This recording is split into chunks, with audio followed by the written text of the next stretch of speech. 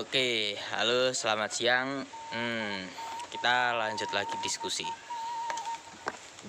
Aku lupa ngucapin salam. Rahayu. Sekarang untuk mengubahnya aku nggak syuting di kamar, aku nggak ambil gambar di kamar, tapi aku ambil gambar di lesehan.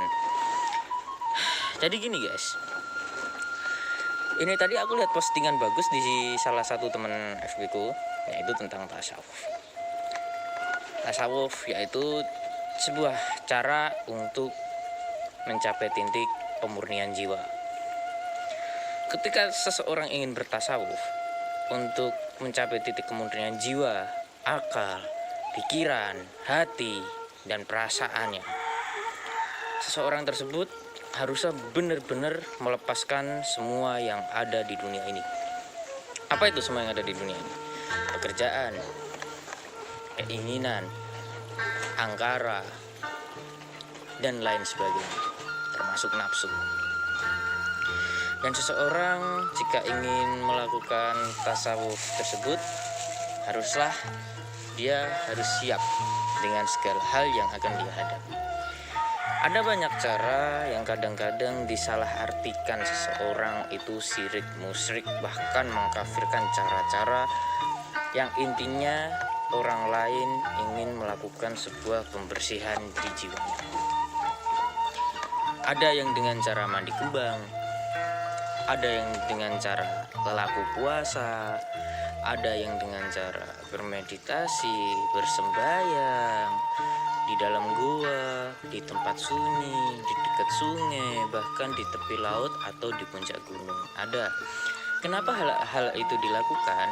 Banyak orang-orang jika ingin melakukan sebuah konsentrasi tingkat tinggi agar dia bisa mengakses semua yang ada di dalam rohnya, yang ada di akalnya, alam bawah sadarnya, dan menselaraskan dengan alam sadarnya, orang-orang tersebut membutuhkan tempat yang sangat tenang untuk berkonsentrasi.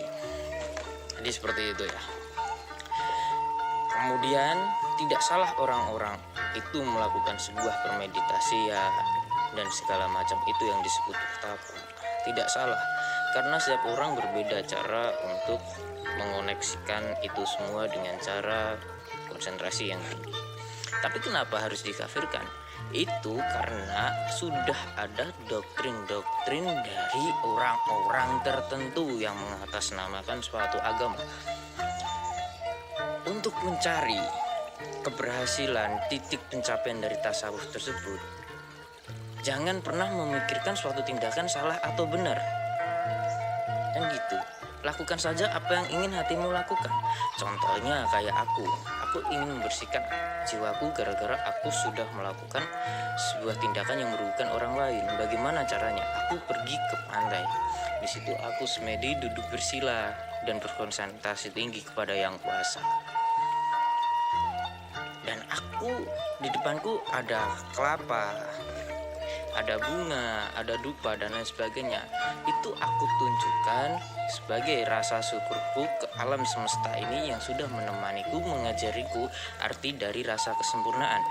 Bunga setaman ada merah, putih, hijau, dan lain sebagainya. Ada daun pandan, daun melati, bunga melati, dan lain-lain.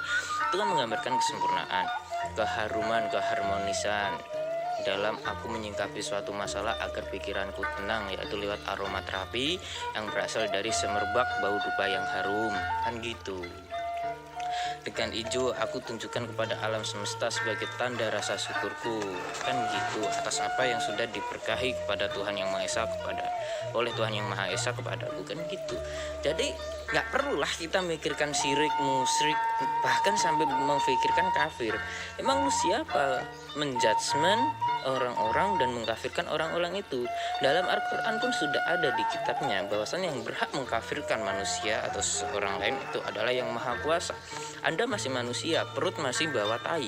Jadi nggak perlulah mengkafirkan orang-orang lain yang ingin menemukan jati dirinya, ingin mentasawufkan dirinya, membersihkan jiwanya, dan lain sebagainya.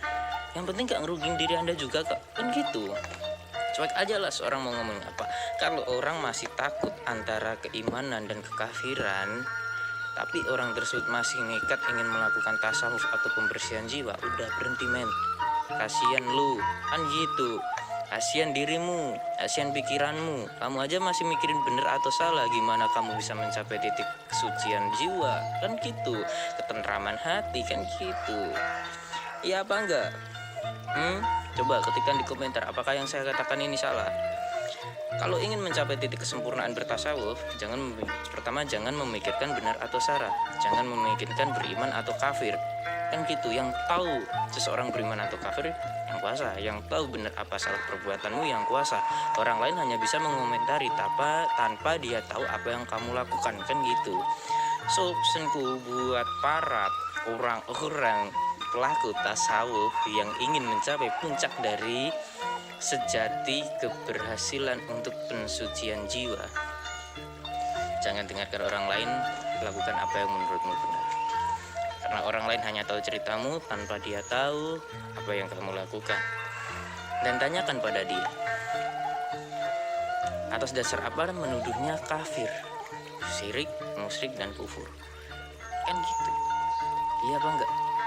Padahal kamu berdoa kepada yang kuasa, meminta kepada yang kuasa. Kan ya enggak meminta kepada selain yang kuasa. Untuk apa? Kan gitu. Tuhan itu tuntunan hati nurani kok. Allah itu awal lahir hidup kok. Esa itu yang satunggal agung kok. Kan gitu.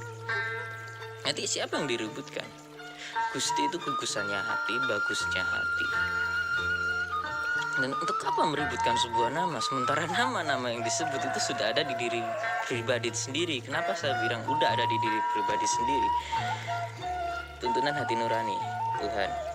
Ketika seseorang sudah dituntun hati nuraninya, pasti orang tersebut akan selalu bertindak kebaikan. Dan ketika ingin melakukan kejahatan, dia tidak akan berani. Awal lahir hidup, awal mula dari kelahiran kehidupan. Kan gitu, itu yang disebut Allah. Ya enggak, yang satunggal agung, yang menguasai segala yang ada di dunia ini dan yang menciptakan sesuatu yang hidup dan yang berhak untuk mematikan. Yang satunggal agung. Esa, kan gitu.